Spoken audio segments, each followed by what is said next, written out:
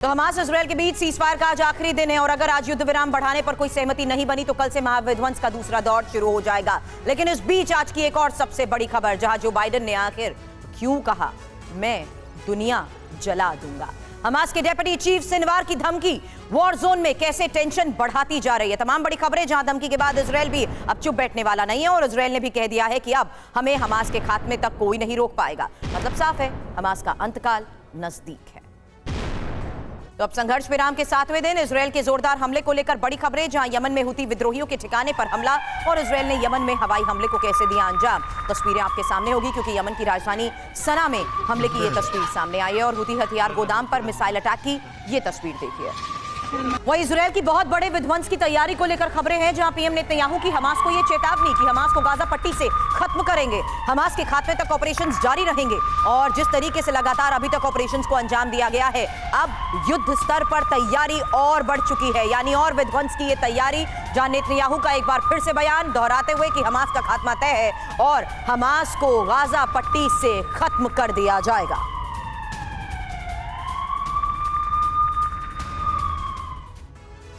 और अगर ये डील और युद्ध विराम टूट जाए तो गाजा पर इसका असर तो होगा ही, गाजा भी टूट जाएगा। ऐसा हम क्यों कह रहे हैं, अब डिटेल आपके सामने, क्योंकि आज रिहाई डील की मियाद खत्म हो रही है। इंपॉर्टेंट ये भी है कि किस तरीके से मियाद डील के दौरान ही लगातार हमलों को भी अंजाम दिया गया। हालांकि शनिवार से विध्वंसक जंग की शुरुआत को लेकर खबर बढ़ी है, क्योंकि डील बढ़ाने पर कोई सहमति नहीं बन पाई है। बंधकों की रिहाई का आखिरी दिन जरूर है, लेकिन संघर्ष विराम की कोशिशें अभी भी जारी हैं। अमेरिका, कतर और मिस्र की कोशिशों को लेकर खबरें मिली, क्योंकि डील पर अभी कोई बात नहीं हुई है, लेकिन हालात तनावपूर्ण बने हुए हैं। और हमास पर इजरायल फिर जिस तरीके से हमले तेज करने की बार बार बात कर रहा है, युद्ध विराम के बीच इजरायल ने भी प्लान बदल दिया है। नेतन्याहू ने गाजा दौरे के घातक रणनीति को लेकर बड़ा बयान दिया है और यह घातक रणनीति अब बनाई गई है। इजरायली हमले में इस बार तबाही और ज्यादा होगी।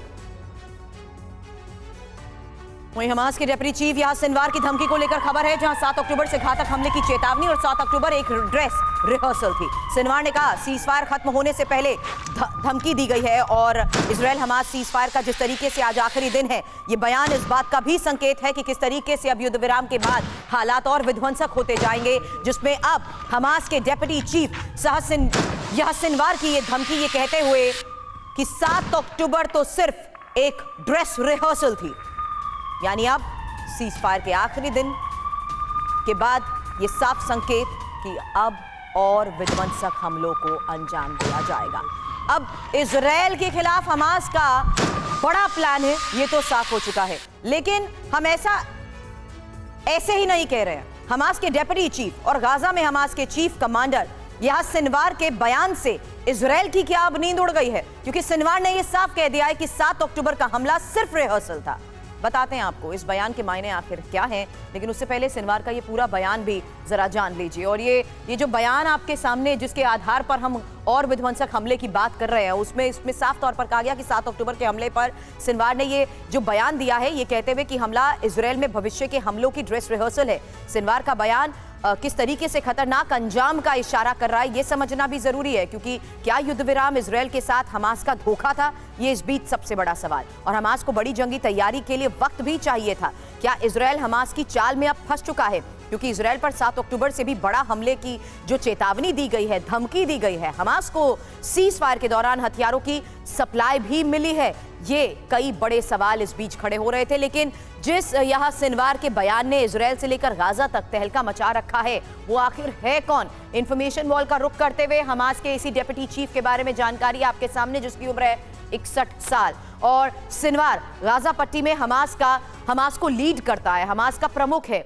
1200 लोगों को मारने वाले हमले को भी मंजूरी दे चुका है। इजरायल ने इसके लिए सिनवार को मौत की सजा दी थी। और इंपॉर्टेंट यह भी है कि 20 साल से ज्यादा समय तक इजरायल की ये शख्स कैद में भी रहा है। इजरायली टेलीविजन शो देखकर हिब्रू भाषा में पारंपरिक और महत्वपूर्ण यह है कि जेल में रहते हुए सिनवार की ब्रेन सर्जरी भी हो चुकी है। हालांकि सिनवार साल 2011 में इजरायल की कैद से रिहा हुआ था और यह भी कि सिनवार को दक्षिण गाजा में स्थानांतरित किया गया। 7 अक्टूबर को इजरायल पर हमले का ये मास्टरमाइंड माना जाता है और इजरायली रक्षा मंत्री गैलेंट ने बताया कि ये नया बिन लादेन है। इस बीच एक और सबसे बड़ी खबर आ रही है, जहां हमास आगे की जंग के लिए तो तैयार है और लड़ाकों को तैयार रहने को भी एक बार फिर से कह दिया गया है, क्योंकि किसी भी वक्त जिस तरीके से विध्वंसक जंग के संकेत मिल रहे हैं, न सिर्फ युद्ध विराम के आखिरी दिन से पहले ये बड़ी चेतावनी और ये बड़ा संकेत, जहां आपने सुना कि हमास प्रमुख ने भी एक बार फिर से ये दोहरा दिया कि 7 अक्टूबर का हमला तो महज एक ट्रेलर था, लेकिन अब उससे भी ज्यादा बड़े विध्वंसक हमले होंगे। और TV9 भारतवर्ष लगातार आपको इन्हीं वॉर जोन से आ रहे अपडेट के तहत ये साफ बता रहा था कि कैसे ये बड़े संकेत मिल रहे हैं।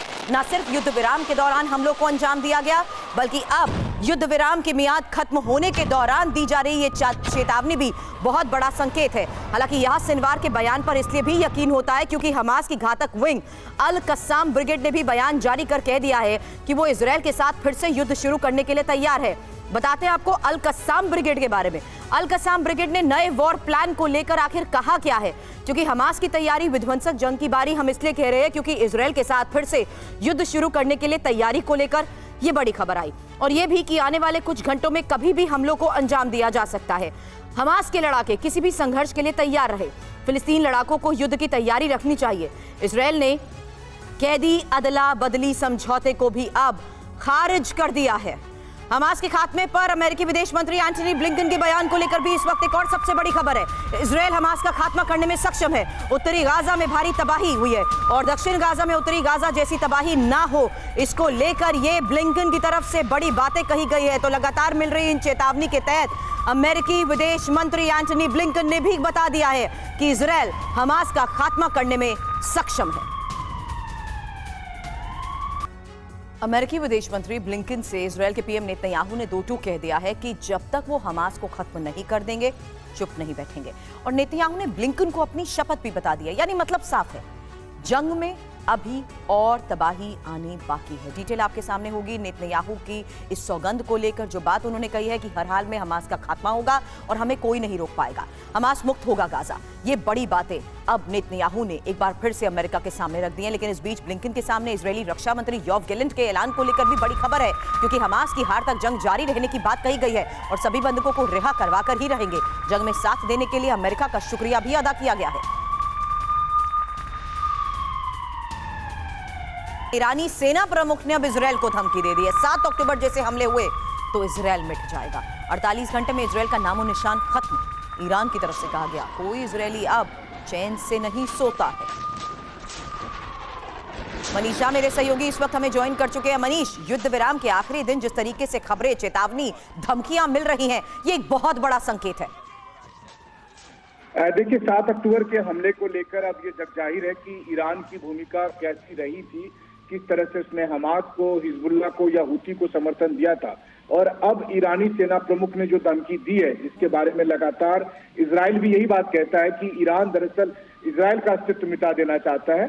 और ईरान के सेना प्रमुख ने यही बात कही है कि 7 अक्टूबर जैसे हमले और अगर हुए तो फिर इजराइल का अस्तित्व ही 48 घंटे में मिटाया जा सकता है। यहाँ तक कि ईरान के सेना प्रमुख ने यह भी कहा कि गाजा से तेल अवीव की दूरी महज 70 किलोमीटर की है, वेस्ट बैंक से तेल अवीव की दूरी महज 40 किलोमीटर की है। यानी कि वो फिलिस्तीन के लोगों को एक बार फिर उकसा रहे हैं कि एक बार फिर हमास जैसे हमले और करिए ताकि इजराइल को खत्म किया जा सके। इतना ही नहीं, बल्कि वो ये भी कह रहे हैं कि 7 अक्टूबर के हमले के बाद से कोई भी इजरायली चैन की नींद इसलिए नहीं सोता क्योंकि उन्हें डर है कि 7 अक्टूबर जैसे हमले हो सकते हैं। तो इसका मतलब साफ तौर पर है कि इजराइल की तरफ से भी अब ईरान की धमकी को देखते हुए हमास के खिलाफ जो कार्रवाई है उसमें और अधिक, अगर आप कहेंगे, अग्रेसिव रूप अख्तियार किया जाएगा। बिल्कुल आपने सही कहा मनीष, आगे भी इस बारे में आपसे अपडेट लेंगे। लेकिन जो बात आपने कही उसी आधार पर अगली बड़ी खबर भी इंपॉर्टेंट है, क्योंकि गाजा युद्ध पर जिस तरीके से बड़ी खबरें आ रही हैं, अगले 1 घंटे में फिर से युद्ध संभव। 10:30 बजे डेडलाइन भी खत्म हो रही है।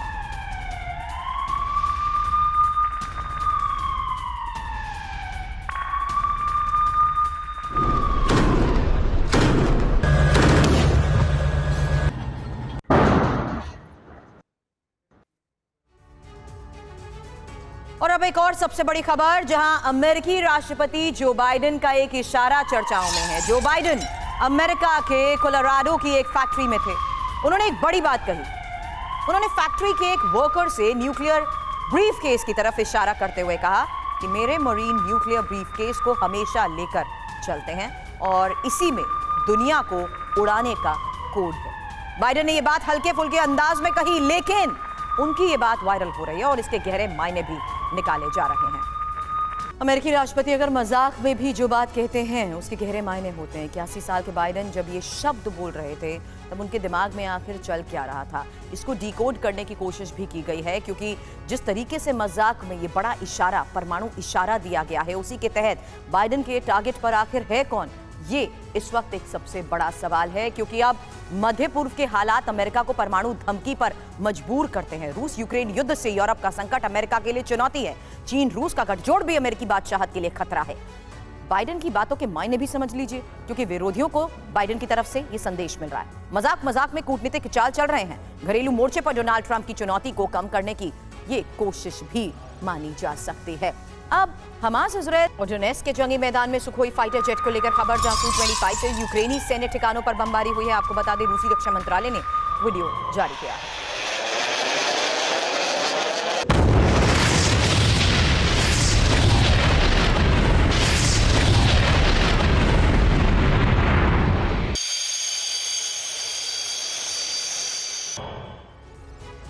रूस यूक्रेन जंग से एक और बड़ी खबर यह कि रूसी सेना का यूक्रेनी सैन्य काफिले पर बमबारी से हमले को अंजाम दिया गया और रूसी हमले में यूक्रेन का लेपर्ड टैंक तबाह हो गया। यूक्रेन के बैटल ग्राउंड का ये वीडियो देखिए।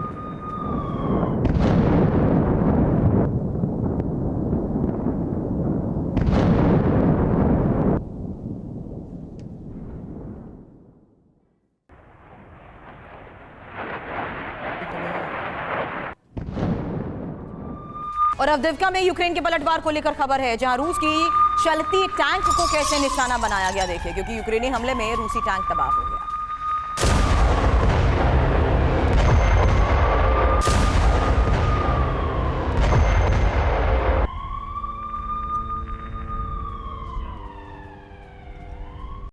अमेरिकी रक्षा तैयारियों पर भी बड़ी खबर है, जहां अमेरिकी शस्त्रागार में शामिल B6112 परमाणु बॉम्ब को लेकर खबर है। B2 स्टेल्थ बॉम्बर में लगाए गए B6112 परमाणु बॉम्ब परमाणु खतरे के मद्देनजर अमेरिकी सेना की ये बड़ी तैयारी भी मानी जा रही है। लेकिन यूएस की इस परमाणु तैयारी किस तरीके से आगे महायुद्ध का कर रही है इशारा, इसको लेकर भी डिटेल्स आपके सामने होंगी। लेकिन ये साफ हो चुका है कि किस तरीके से अब युद्ध के इस हालात के बीच में अमेरिकी सेना परमाणु खतरे के मद्देनजर बड़ी तैयारियां करने में जुटी हुई है।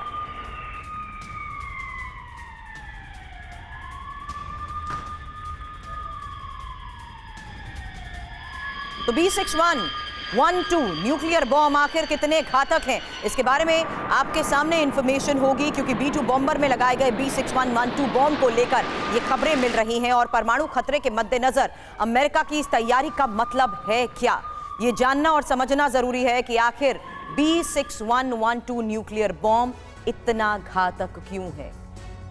0.3 से 50 किलो टन की क्षमता है इसकी। कम और मध्यम शक्ति का ये परमाणु बॉम्ब है। ऊंचाई से बॉम्ब गिराने पर सटीक निशाना, यहां तक कि जरूरत पड़ने पर बॉम्ब अपनी दिशा भी बदल सकता है। इसका असर 100 किलोमीटर के दायरे तक फैलता है।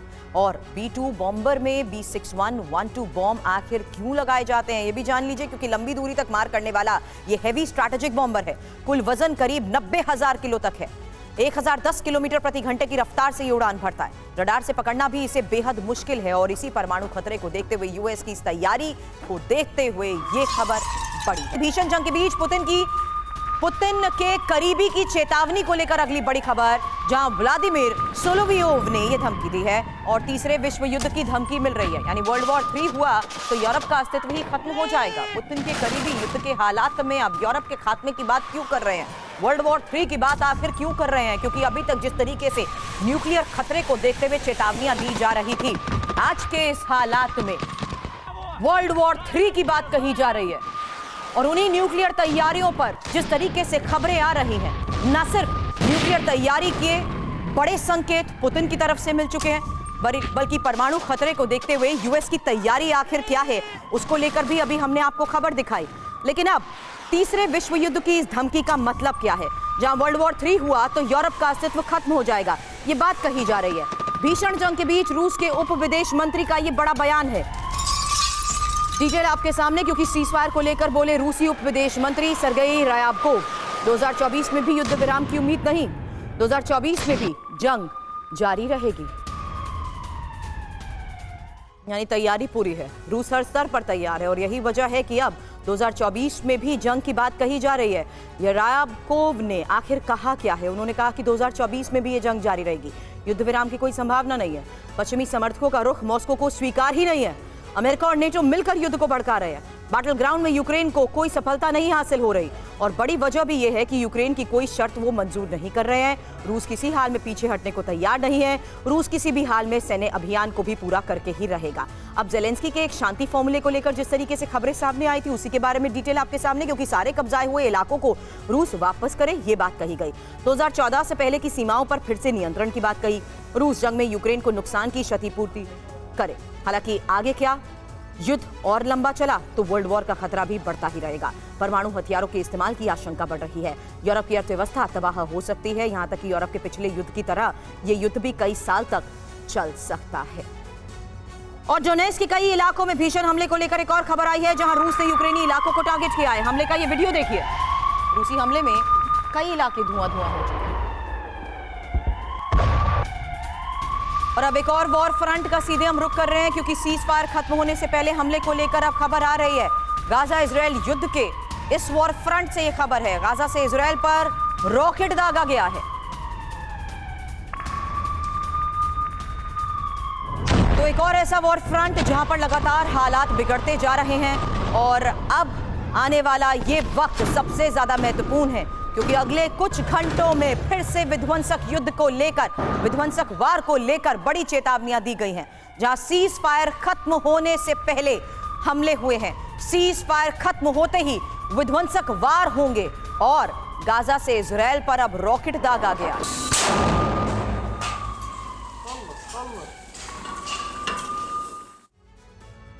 अगले एक घंटे में फिर से युद्ध संभव है। एक और इस वक्त की सबसे बड़ी खबर है, जहां आपको बता दें 10:30 बजे युद्ध विराम की डेडलाइन भी खत्म हो रही है। और इस युद्ध विराम के दौरान जिस तरीके से हमलों को अंजाम दिया गया है, इस युद्ध विराम के दौरान जिस तरीके से बंधकों की रिहाई के बीच लगातार धमकियां, चेतावनी दी गई हैं, वो ये साफ संकेत दे रही हैं कि आने वाले वक्त में, यानी अब से थोड़ी ही देर बाद, फिर से युद्ध विध्वंसक हो सकता है। और पुलवामा के अरिहाल इलाके में चल रही मुठभेड़ में एक अज्ञात आतंकवादी मारा गया है। एक और सबसे बड़ी खबर इस खास रिपोर्ट में डिटेल।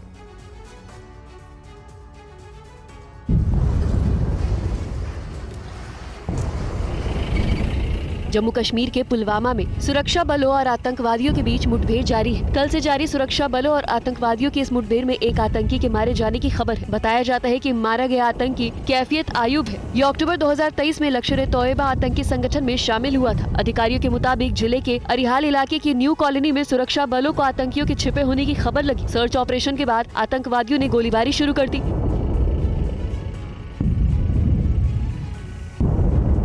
सुरक्षा बलों ने भी आतंकवादियों की गोलीबारी का मुंहतोड़ जवाब दिया। दोनों तरफ से रुक रुक कर गोलीबारी जारी रही। केंद्रीय रिजर्व पुलिस बल, जम्मू कश्मीर पुलिस और भारतीय सेना की राष्ट्रीय राइफल ने पूरे इलाके को घेर लिया है। पुलवामा में एक बार फिर पाकिस्तानी आतंकी के घुसपैठ के बाद सेना अलर्ट पर है। इस महीने भारतीय सेना की राजौरी मुठभेड़ में 2 पाकिस्तानी आतंकी मारे गए थे, जबकि 2 कैप्टन सहित 3 जवान शहीद हो गए थे।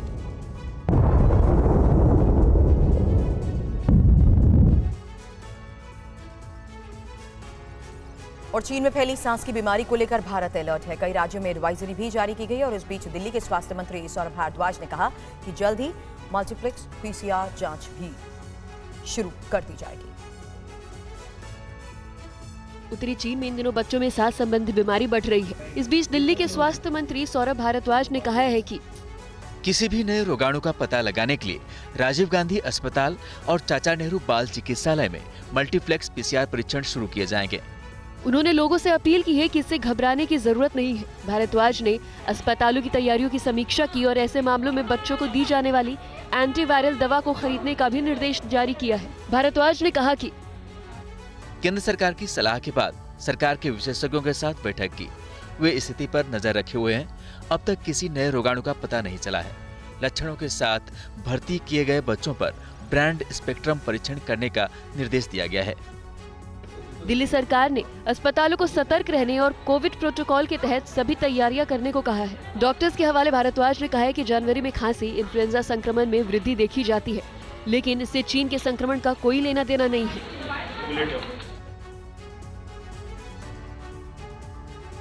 शराब घोटाले में घिरे दिल्ली के सीएम अरविंद केजरीवाल को लेकर आम आदमी पार्टी एक बड़ा हस्ताक्षर अभियान चलाने जा रही है। अभियान इस बात पर है कि गिरफ्तार होने पर केजरीवाल को इस्तीफा देना चाहिए या नहीं।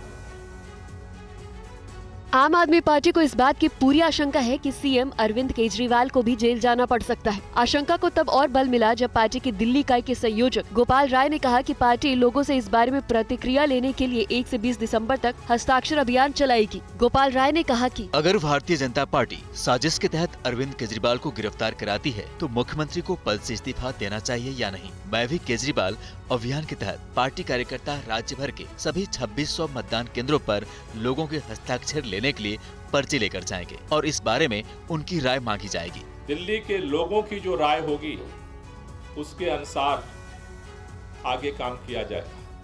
इस्तीफा देना है या नहीं देना है इसका निर्णय दिल्ली की जनता से पूछ कर लिया जाएगा। सीएम केजरीवाल ने भी विधायक और पार्षदों से मुलाकात कर इस मुद्दे पर उनकी राय मांगी है। लोग इस बात पर आम सहमति थे कि उन्हें इस्तीफा नहीं देना चाहिए और जेल से सरकार चलानी चाहिए। बीजेपी तो चाहती है कि केजरीवाल साहब इस्तीफा दे दें और सरकार ठप हो जाए, लेकिन हम ऐसा नहीं होने देंगे। चाहे कैबिनेट की मीटिंग जेल से करनी पड़े, चाहे सारे महत्वपूर्ण फैसले जेल से लेने पड़े, अधिकारियों को जेल में आकर फाइलें साइन करवानी पड़े, सरकार जेल से चलेगी। ये हमारा निवेदन मुख्यमंत्री अरविंद केजरीवाल जी से है। उत्तरकाशी टनल में फंसे 41 श्रमिकों को अस्पताल से छुट्टी दे दी गई है और इसके बाद वो अपने घर को रवाना हो गए। सिलकियारा टनल से रेस्क्यू किए गए सभी श्रमिक स्वस्थ।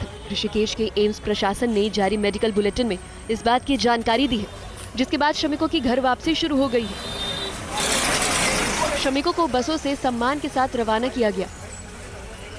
इधर दिल्ली पहुंचे कई श्रमिक हवाई जहाज से अपने घरों के लिए रवाना हुए। इस दौरान उन्होंने अपने टनल में गुजारे 17 दिनों को साझा किया। कैसा फील कर रहे थे? अच्छा से फील कर रहे थे, थोड़ा नर्वस थोड़ा कर रहे थे। शुरू में घबराहट से हुई, उसके बाद महसूस अच्छा से। 2 दिन उम्मीद नहीं था, टेंशन में रहते थे कि निकल पाएंगे कि नहीं निकल पाएंगे। छुट्टी दिए जाने के बाद श्रमिकों से लगातार स्वास्थ्य विभाग संपर्क में रहेगा। उनके गृह जिले के मेडिकल कॉलेज और अस्पतालों से भी संपर्क बनाए रखेगा। श्रमिकों को 2 हफ्ते बाद अपने नजदीकी अस्पताल में जांच कराने की सलाह दी गई है। श्रमिक ज्यादातर युवा हैं, जिसकी वजह से एक बड़े संकट को ये टाल गए। इनमें सबसे ज्यादा 15 श्रमिक झारखंड के रहने वाले हैं, जबकि 8 उत्तर प्रदेश, 5 ओडिशा और बिहार, पश्चिम बंगाल के 3, उत्तराखंड और असम के 2 और 1 हिमाचल प्रदेश का निवासी है। और इस वक्त की सबसे बड़ी खबर, जहां प्रधानमंत्री नरेंद्र मोदी ने यूएई के समाचार पत्र को दिया है इंटरव्यू और कहा कि हम भविष्य के लिए मिलकर काम कर रहे हैं। भारत यूएई समृद्ध भविष्य के भागीदार। प्रधानमंत्री मोदी का यूएई में जिस तरीके से जोरदार स्वागत हुआ, ये उस वक्त की तस्वीर आपको दिखा रहे हैं। लेकिन इस बीच ये सबसे बड़ी खबर सामने आई है, जहां पर भारत और यूएई के बीच ऊर्जा के क्षेत्र में सहयोग जिस तरीके से बढ़ रहा है, इस बारे में प्रधानमंत्री नरेंद्र मोदी की तरफ से कहा गया।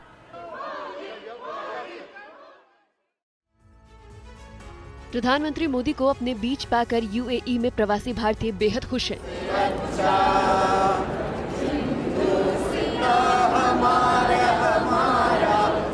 यही छवि पूरे इंडिया की इस टाइम सारी दुनिया में है, तो मैं बहुत ही खुश हूँ, पॉजिटिव हूँ। और आज प्रधानमंत्री जी के नेतृत्व में हमारा देश कितनी ऊंचाइयां चढ़ रहा है। दरअसल प्रधानमंत्री COP28 में जलवायु परिवर्तन की चुनौती से निपटने की रणनीति और सामूहिक प्रयासों पर चर्चा के लिए पहुंचे हैं। विदेश सचिव विनय मोहन क्वात्रा ने बताया कि प्रधानमंत्री 3 उच्च स्तरीय कार्यक्रमों में भी भाग लेंगे, जिसमें पहला कार्यक्रम ग्रीन क्रेडिट्स इनिशिएटिव की शुरुआत है। दूसरे कार्यक्रम के तहत भारत और स्वीडन का संयुक्त रूप से लीड IT 2.0 की लॉन्चिंग है। ये 2019 में न्यूयॉर्क में संयुक्त राष्ट्र जलवायु कार्रवाई शिखर सम्मेलन में शुरू की गई। भारत और स्वीडन की एक संयुक्त पहल थी। प्रधानमंत्री एक अन्य उच्च स्तरीय कार्यक्रम में ट्रांसफॉर्मिंग क्लाइमेट फाइनेंस में भी भाग लेंगे। प्रधानमंत्री शिखर सम्मेलन के अलावा कई देशों के PM के साथ द्विपक्षीय बैठक भी करेंगे।